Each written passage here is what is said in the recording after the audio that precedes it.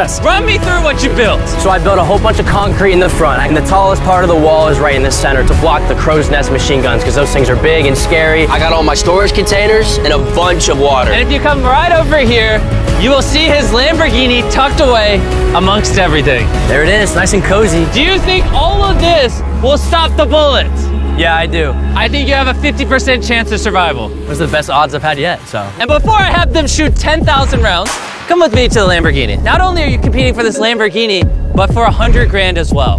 What?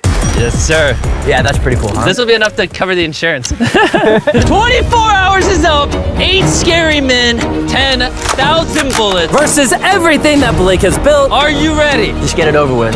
Freaking out. We're locked and loaded, ready to fire on you, Jimmy. Sir, fire at will. Roger that. Stand by! Fire!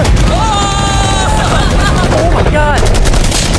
Oh, they are unloading on his fortress. Oh my God, make them stop. Make them stop. They're actually ripping through the cinder blocks now.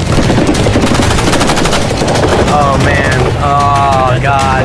Yo, Blake's walls, they're crumbling. And what we haven't told Blake is these guns are only the first of 4 phases we've designed to destroy this Lamborghini.